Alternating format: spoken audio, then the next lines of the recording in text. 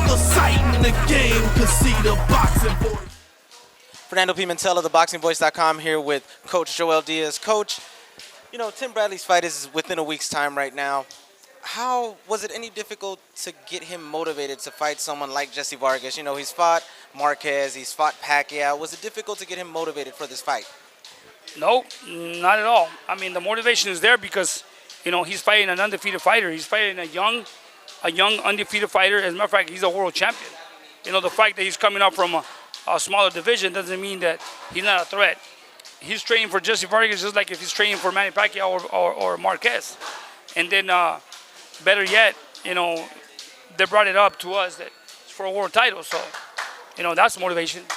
All right, so he's fighting for the WBO belt. He's fighting versus Jesse Vargas, who's moving up. And like you said, Tim has actually been in this position before where he was the young champion moving up from 140 to 147 when he fought Pacquiao. Does that sink into the back of Bradley's head? Like, all right, I need to stop this kid from trying to take my position. Definitely. That's exactly what he said. He says, this kid he is right now where I was at one point in my life. So I know he's hungry and he wants to be in the spot where I am right now. So he's going to come strong. So, you know, I got to be ready 100%. Now, obviously, we're here at the media workout, and we saw you take some hellacious body shots from Tim right now. His strength seems to be completely off the board from what we used to see him and everything. How is his strength compared now to other training camps? He's improved a lot. I can tell you this because he's been hurting a lot of people to the body, especially. You know, he's got some great shots to the head that he's been landing on these guys that we've been working on. They made a big difference in the sparring, and it's going to be a big factor in the fight. Now, the dynamic seems to have changed in the Jesse Vargas side, considering the fact that his trainer was Roy Jones Jr., and midway through the camp, he changed it to Eric Morales. What do you expect him or Jesse to bring to this fight now that he has Eric Morales in the corner instead of Roy Jones? Well, once he made that change, I know that he's going to come to make it a fight. Because Eric Morales' style is, they're going to try to come and get Tim. They're going to try to wear him down. They're going to try to break him down. But they're going to run into problems. That's all. Do you think Eric Morales could bring anything to the fight as a trainer to affect Tim's strategy? Yeah, just a little bit of confidence because he's a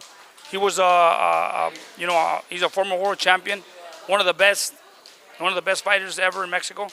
So that for a fighter to have in your corner brings in just confidence, but he's lacking experience. Now, from your side of the things with Tim, what could we expect coming, you know, versus Jesse Vargas?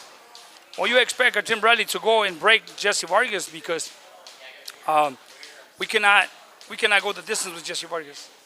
Because if we go the distance with Jesse Vargas,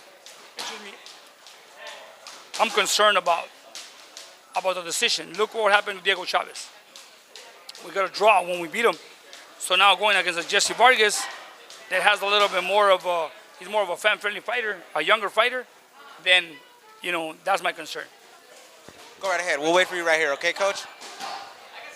Well, we're waiting for Coach right now. He's handling Tim. Tim just finished doing jump rope. We'll get Coach Joel Diaz as he comes back. We'll ask him a few more questions there. But until right now, up until that point, we'll see you at the fight, and we'll wait till then.